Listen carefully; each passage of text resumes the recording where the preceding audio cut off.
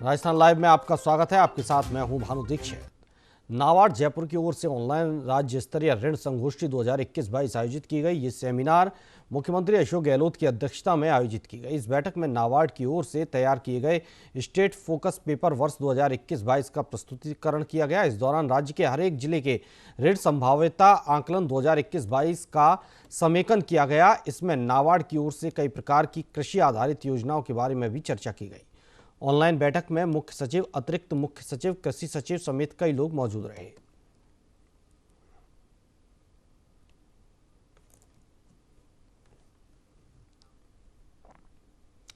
कृषि कानूनों के विरोध में कृषि संगठनों और राजनीतिक दलों के संयुक्त आह्वान पर भारत बंद बुलाया गया था, जिसमें हिंसक तस्वीर भी देखने को मिली। जहां भाजपा और एनएसयूआई कार्यकर्ताओं के बीच झड़प हुई, तो वहीं इस पूरे घटनाक्रम पर भाजपा प्रदेशाध्यक्ष सतीश पूनिया ने कांग्रेस सरकार पर निशाना साधते हुए कहा कि कांग्रेस पार्टी के गुंडे भाजपा प्रदेश कार्यालय पर पुलिस की मौजूदगी में पथराव करते हैं। सरकार का कांग्रेस पार्टी का बंद का समर्थन ये आश्चर्यजनक और दुर्भाग्यपूर्ण है, लेकिन इस बंद में भी सरकार के इशारे पर अराजकता की हद देखिए कि कांग्रेस पार्टी के गुंडे भारतीय जनता पार्टी के प्रदेश के दफ्तर पर पथराव करते हैं। क्या इस तरीके के अराजक तत्वों के गुंडों के जरिए प्रदेश में अशांति का और अराजकता का माहौल पैदा करना चाहते हैं अशोक गहलोत जी? आप बार बार लोकतंत्र की और सुशासन की दुहाई देते हैं, ये उसकी वानगी है। आप इस तरीके से गुंडों के सारे विपक्ष की आवाज को नहीं दबा सकते। और आज जो हुआ वो राजस्थान के राजनीतिक सद्भावना के खिलाफ एक विद्वेष की, ईर्ष्या की और इस तरीके की अराजक कार्रवाई है जिसकी जितनी निंदा की जाए कम। पंचायत चुनावों को लेकर भाजपा ने कांग्रेस पर हमला बोला है। नेता प्रतिपक्ष गुलाब चंद कटारिया ने कहा कि अक्सर प्रदेश में जिस पार्टी की सत्ता होती है उसको बढ़त ज्यादा मिलती है, लेकिन चुनाव नतीजे अधिकतर भाजपा के पक्ष में है, जिससे साफ होता है कि जनता ने कांग्रेस सरकार के कामकाज को नकार दिया है। सरकार को एक बार नैतिकता के आधार पर इस पर विचार करना चाहिए। 21 जिलों में जो पंचायतों के चुनाव पंचायत समिति और जिला परिषद में हुई है, उसमें जो कांग्रेस की हार हुई है वो इस बात को प्रमाणित कर रही है कि इस सरकार के प्रति लोगों का कितना गुस्सा और अविश्वास है। सामान्यतः इन चुनाव में जिसकी सरकार होती है उसी को बहुमत मिलता है, उसी के ज़्यादा लोग जीत के आते हैं। लेकिन अभी तक के परिणाम में पंचायत समिति सदस्य में भी भारतीय जनता पार्टी आगे चली है और कांग्रेस पीछे है। इसी तरह से जिला परिषद में भी भारतीय जनता पार्टी के जो 21 में से लगभग 13-14 जिला प्रमुख बनते हुए दिख रहे हैं। ये इस बात को प्रमाणित कर रहे हैं कि सरकार का जिस प्रकार से जनता के प्रति जो विश्वास खोया है, और ये चुनाव सामान्य चुनाव नहीं है, इसमें प्रत्येक मतदाता ने मत दिया है 21 जिलों के। तो मैं सोचता हूँ मतदाताओं के आधार पर भी सरकार को जो असफलता मिली है, नैतिकता के आधार पर उनको विचार करना चाहिए कि वास्तव में वो सरकार चलाने योग्य है या नहीं। केंद्रीय कृषि कानूनों को लेकर प्रदेश भाजपा मुख्यालय के बाहर एनएसयूआई के प्रदर्शन के दौरान भाजयुमो और एनएसयूआई कार्यकर्ताओं के बीच हुई लाठी भाटा जंग मामले में सियासी उबाल आ गया है। उपनेता प्रतिपक्ष राजेंद्र राठौड़ ने इस घटना को दुर्भाग्यपूर्ण बताया। उन्होंने प्रदेश सरकार पर राजनीतिक द्वेष के चलते गुंडों के सहारे विपक्ष की आवाज दबाने का आरोप लगाया। तो वहीं राजेंद्र राठौड़ ने कहा कि भले ही प्रदेश की कांग्रेस सरकार केंद्रीय कृषि कानून के खिलाफ हो और कांग्रेस के गुंडे इन कृषि कानून के खिलाफ उपद्रव कर रहे हों, लेकिन विपक्ष के रूप में राजस्थान में भाजपा इससे घबराने वाली नहीं है। राजस्थान की पुलिस के इशारे पर जिस प्रकार की गुंडागर्दी हो रही है वो इस लोकतंत्र को कमजोर करने वाली बातें हैं। पुलिस की शय पर भारतीय जनता पार्टी के कार्यालय पर हमला करने का कुत्सित प्रयास हो, जबरन दुकान बंद कराई जाए। मैं समझता हूं कि वो कांग्रेस पार्टी जो अपने आप को गांधीवाद पर चलने की दावा करती है, गांधी जी ने ये नहीं सिखाया था, अहिंसा का पाठ दिया था। कांग्रेस सरकार का, कांग्रेस के नेताओं का ये चरित्र जो गुंडाओं को साथ खड़े होकर उन्होंने किया है, इसकी जितनी निंदा की जाए। प्रदेश में हुए पंचायत राज चुनाव में बीजेपी को जीत मिली है। बीजेपी ने जिला परिषद और पंचायत समिति दोनों ही चुनाव में कांग्रेस से ज्यादा सीटें हासिल की हैं। तो वहीं भाजपा के प्रदेश उपाध्यक्ष मुकेश दाधीच ने कहा कि प्रदेश की जनता ने इस बात पर मुहर लगा दी है कि कांग्रेस से जनता का मोहभंग हो गया है। तो वहीं भाजपा के प्रदेश उपाध्यक्ष मुकेश दाधीच ने न्यूज इंडिया संवाददाता से मुकेश दाधीच ने खास बातचीत की है। देश में हुए पंचायत राज चुनाव 2020 में भारतीय जनता पार्टी को जनता ने बेहतरीन मैंडेट दिया है। पंचायत समिति और जिला परिषद दोनों में ही अच्छी बढ़त भारतीय जनता पार्टी की रही है। खास बातचीत करते हैं बीजेपी के प्रदेश उपाध्यक्ष मुकेश दाधीच साहब हमारे साथ मौजूद हैं।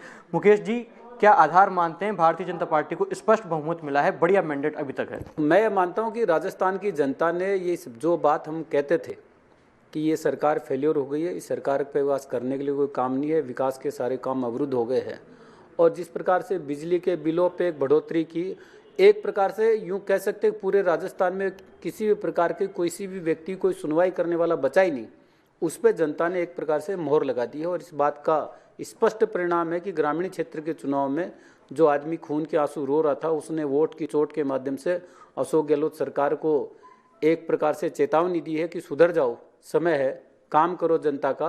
लेकिन मुझे लगता नहीं है कि राजस्थान सरकार के कोई इससे भी, इस परिणाम से भी उनकी कोई जू रहेंगी, इसकी उम्मीद कम है।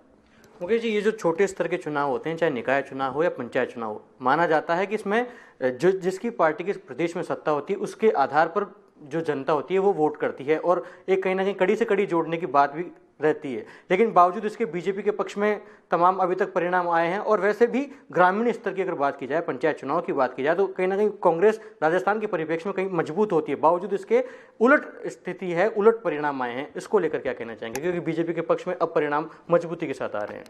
देखिए, मैं ये कहना चाहूँगा, कल तक कांग्रेस के प्रदेश अध्यक्ष जी, मुख्यमंत्री जी धाड़ धाड़ के कहते थे कि हम बहुत बहुमत के साथ जीतेंगे चुनाव। पर हम पहले भी कहते, हमारे प्रदेश अध्यक्ष जी कहते थे कि राजस्थान को पिछले 2 साल से जिस प्रकार से आपने राजस्थान की जनता को, चाहे किसी प्रकार के मामले हो, बेरोजगारी का मुद्दा हो, चाहे लोगों को ठीक से विकास की बात हो, चाहे अपराध की बात हो, चाहे अनुसूचित जनजाति के व्यक्तियों के साथ अपराध की बात हो, सब मुद्दों पे ये सरकार फेलियर हुई है। और खुद मुख्यमंत्री सुबह क्या कहते हैं, शाम को क्या कहते हैं, उनको, मेरे को लगता है कि उनको मोदी जी की, अमित शाह जी की ज़्यादा चिंता है बनस्पत राजस्थान की जनता की चिंता की बजाय।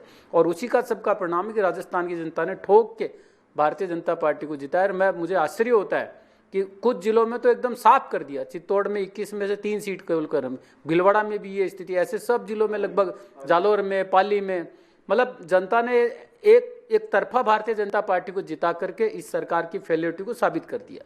मुकेश जी, सूबे के मुखिया अशोक गहलोत साहब और कांग्रेस के तमाम नेता ये दावा करते हैं कि 2 साल का जो शासन रहा है वो सफल रहा है, लेकिन आज जो परिणाम आया है, क्या मानकर चलें आज की तारीख में अगर राजस्थान में चुनाव होते तो क्या नतीजा रहने वाला है?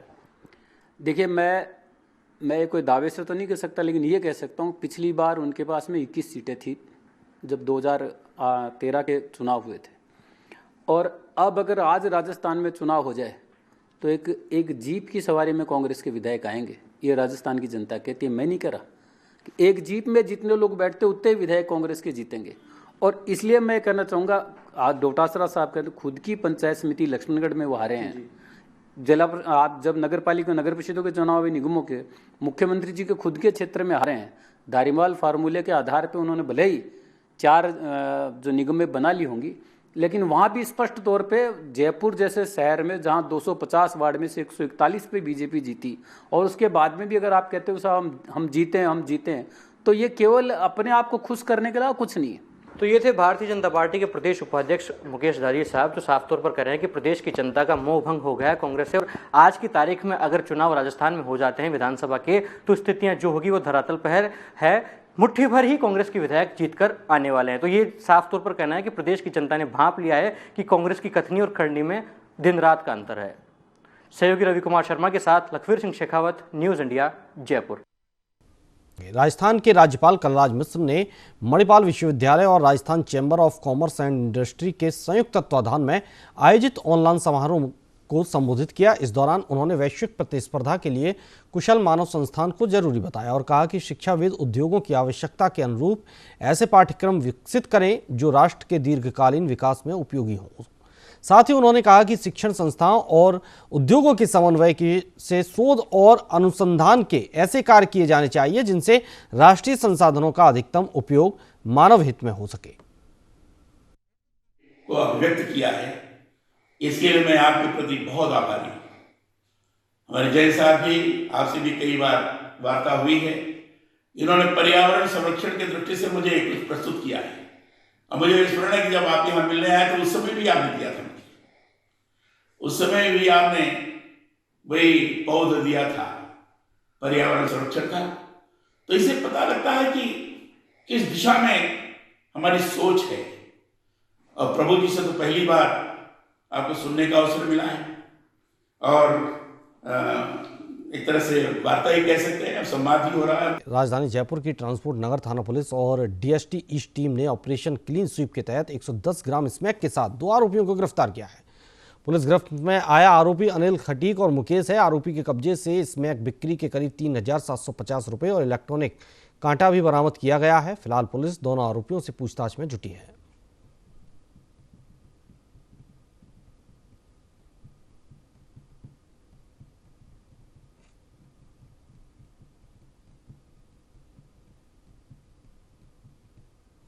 तो वहीं किसानों को भारत बंद बुलाने का असर देखने को मिला है, जहां भरतपुर में किसानों ने सरकार की ओर से पारित कृषि कानूनों का जमकर विरोध किया है। तो वहीं इस मौके पर नई मंडी व्यापार महासंघ के अध्यक्ष प्रकाश गुप्ता ने कहा कि केंद्र सरकार के द्वारा पारित कृषि विधेयकों का किसानों के साथ मंडी के व्यापारियों पर भी बुरा असर पड़ेगा।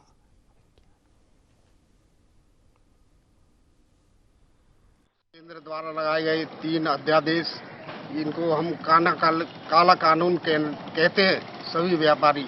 इसमें एक कानून इस तरीके का है जिसमें मंडी के बाहर टैक्स नहीं लगेगा और मंडी के अंदर जो है टैक्स लगाया जाएगा और प्राइवेट कंपनियों को इस काम को सरकार देना चाहती है। ये निहायत ही गलत है। जो एक किसान व्यापारी सभी के साथ खिलवाड़ करना है। इसलिए हम ये चाहते हैं कि केंद्र सरकार द्वारा ये कानून, ये जो अध्यादेश इन्होंने पारित किया है, इसको वापस लिया जाए।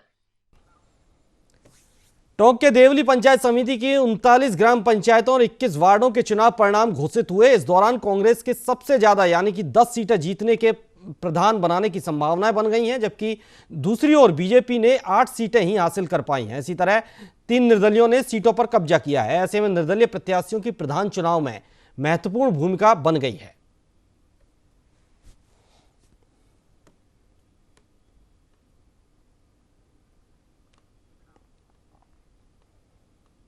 कोटा में एसीबी की टीम ने बड़ी कार्रवाई करते हुए एक आरोपी को रिश्वत लेने के आरोप में गिरफ्तार किया है। इसके पहले आरोपी रीडर परिवादी से 1,000 रुपए लेते हुए पकड़ा गया था। जानकारी के मुताबिक एसीजेएम 1 के रीडर गोपाल प्रसाद और बाबू सुरेश जमानत के कामों के लिए रिश्वत की मांग करते हैं। तो वहीं वकीलों का कहना है कि कोर्ट के रीडर ने पहले भी इस तरह के भ्रष्टाचार किए हैं। फिलहाल एसीबी की टीम आगे की जांच में जुट गई है। कि गोपाल एवं सुरेश ये दोनों यहाँ एसीजेएम 1 में कार्यरत हैं। एक तो रीडर हैं, दूसरे वरिष्ठ सहायक हैं। दोनों ही प्रत्येक मामले में जमानत मुचल के तस्दीक करना हो या कोई तारीखें देनी हो, वो बिना पैसे के काम नहीं करते, इनसे पैसे मांगते हैं। तो एक प्रकार से इन लोगों ने एक ऑर्गेनाइज्ड दोनों ने गिरोह चला रखा था, बिना पैसे के काम नहीं करते थे। राजधानी जयपुर में बेरोजगार युवाओं ने पुलिस विभाग में सब इंस्पेक्टर भर्ती परीक्षा में 227 पदों की कमी को लेकर धरना दिया। शहीद स्मारक पर आयोजित इस धरने में बड़ी संख्या में युवाओं ने हिस्सा लिया। बता दें कि 721 पदों में से 227 पदों की कमी की गई है। युवाओं ने कई स्तरों पर अपनी मांगों को उठाया, लेकिन अभी तक उन्हें सकारात्मक जवाब नहीं मिला है। शहीद स्मारक पर अभी राजस्थान सब इंस्पेक्टर जो भर्ती परीक्षा में 227 पद कम किए गए, उसके विरोध में युवाओं ने यहाँ पे एक धरना दिया है और सरकार से ये मांग कर रहे हैं कि वे 227 पद जो हटाए गए हैं उनको जोड़ करके अगर इम्तिहान वापस ले लिए जाए तो काफ़ी युवा इसमें शामिल हो सकते हैं कि जो भर्ती की जो परीक्षा है उसमें 227 पदों को शामिल किया जाए। क्या कहना और किस तरह से देखते हैं इस सारी प्रक्रिया? देखो, सबसे पहले तो मैं आपको बताना चाहूंगा, इम्तिहान की कोई मांग नहीं है। जो 300 प्लस 391 जो पद यानी कि 721 पदों पर जो वैकेंसी निकाली गई थी, एग्जाम हो चुका था, जब साक्षात्कार होना था उससे पहले 227 पद कम कर दी गए। ये विभाग है, सबसे बड़ी लापरवाही है। इस लापरवाही के खिलाफ हमने लगातार मांग उठाई है और 70 से ज्यादा एमएलए यानी 73 एमएलए ने लेटर लिखा है हमारे पक्ष में। इसके अलावा 7 मंत्रियों ने और केंद्रीय प्रभारी अजय माकन जी ने लेटर लिखा है। आज जो हम यहाँ इकट्ठे हुए, ये मुख्यमंत्री जी के खिलाफ इकट्ठे नहीं है। मुख्यमंत्री जी संवेदनशील है। एलडीसी भर्ती 2018 के 603 पद जोड़े, रीड शिक्षक भर्ती के 35 3100 पदों पर घोषणा की है। हमें हमारी बात मुख्यमंत्री तक पूछे, जो विभागीय लापरवाही वो दूर हो, 227 पद जोड़े जाए। जिस प्रकार जो पुलिस मुख्यालय का जो लेटर था उसमें स्पष्ट लिखा हुआ है कि विभागीय इसको वित्तीय स्वीकृति मिली है प्रशासन के द्वारा, लेकिन उसके बावजूद भी जो विभागीय लापरवाही सामने आ रही है। तो आज हम इकट्ठे होकर जो माननीय मुख्यमंत्री जी, हमारे मुखिया है, हमारे अभिभावक है, उन तक बात पूछे और ये इस नियमों में शिथिलता देते हुए 227 पदों को जोड़कर और इन एसआई के जो अभ्यर्थी है उनको राहत प्रदान करें, इसके लिए आज हम इकट्ठे हुए। मामला सरकार के संज्ञान में है, उनके पास में गया हुआ, लेकिन अभी तक इस तरह का कोई सकारात्मक जो है निर्णय सरकार की तरफ से नहीं आ रहा है। युवाओं को इस विषय पर लेकर के काफी गुस्सा है, रोष है। आज धरना और प्रदर्शन जो किया जा रहा है वो उसी बात को आगे बढ़ाया जा रहा है। क्या कहना आपका? जी, हम लगभग पिछले 6 महीने से ज़्यादा हमको संघर्ष करते हुए हो गया है इस मुद्दे को लेके। जो है लिखित परीक्षा के बाद में और साक्षात्कार से पहले 227 पद कम कर दिए गए थे। अच्छा, इसमें मुख्य चीज़ ये है कि इसको वित्तीय स्वीकृति मिली जा चुकी है और इस बारे में डीजीपी मुख्यालय द्वारा लेटर जारी किया गया है, जिसको मैंने हाईलाइट करा हुआ है, जिसमें वित्तीय आईडी भी लिखी हुई है। तो वित्तीय स्वीकृति इसको मिली गई है। अच्छा, पुलिस मुख्यालय द्वारा कहा गया है कि लगभग 2900 पद खाली हैं, तो लॉ एंड ऑर्डर मेंटेन करने में उनको काफ़ी प्रॉब्लम आ रही है। 227 पद अगर इनसे जोड़े जा चुके हैं तो पुलिस बल भी सशक्त होगा, प्रशासन भी सुदृढ़ होगा। वित्तीय स्वीकृति भी जारी हो चुकी है, सब कुछ होने के बाद में भी अगर पुलिस प्रशासन या एडमिनिस्ट्रेशन इसके बारे में कोई निर्णय नहीं लेता तो युवाओं का इस तरह से यहाँ पर आकर के प्रदर्शन करना उनके क्या कहना उम्मीदों पर जो है पानी फेरने के समान है। कैमरा पर्सन सुरेश गोयल के साथ रमेश पुरोहित, न्यूज़ इंडिया, जयपुर। धौलपुर जिले की नगर परिषद में कर्मचारियों की लापरवाही का ऐसा मामला सामने आया है। यहां एक महिला बिना आवेदन किए ही 2 वर्ष से सफाई कर्मचारी के पद पर नौकरी करती रही। महिला ने 2 वर्ष तक वेतन भी उठा लिया और इसकी किसी भी कर्मचारी और अधिकारी को भनक तक नहीं लगी। 2 वर्ष बाद जब उसका स्थायीकरण किया जाना था तो नगर परिषद आयुक्त की सतर्कता से फर्जीवाड़े का खुलासा हुआ, जिसके बाद नगर परिषद ने महिला को नौकरी से पृथक कर नोटिस देकर पूरे पैसे वसूल कर लिए हैं। तो वहीं नगर परिषद आयुक्त ने 4 सदस्यीय टीम गठित कर दी है। जांच कमेटी की रिपोर्ट के बाद फर्जीवाड़े से नौकरी करने वाली महिला के खिलाफ कानूनी कार्रवाई की जाएगी।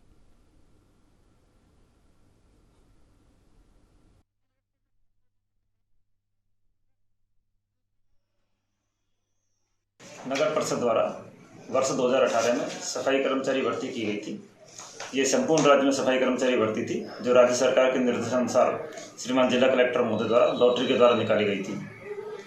नगर परिषद में वर्ष 2018 में ही मीना वाइफ ऑफ राजेश कुशवाहा जो विधवा महिला थी उसका चयन हुआ था, लेकिन डाक की गलती से और वो मीना वाइफ ऑफ राजेश जाटव दोनों का गांव बराबर मनिया था, वहां ये पहुंच गई। कोटा के भामाशाह मंडी में भारत बंद के दौरान हाड़ौती किसान यूनियन ने एक दिन का उपवास कर भारत बंद का समर्थन किया।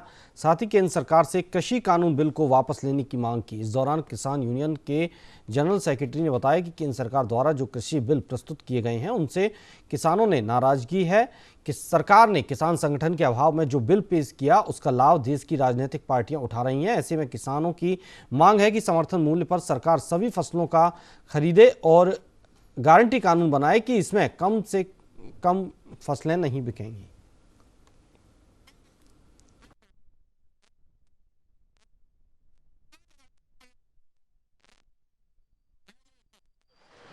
भारत सरकार ने जो कृषि बिल प्रस्तुत किए हैं, इन बिलों से किसानों को नाराजगी है, असंतोष है।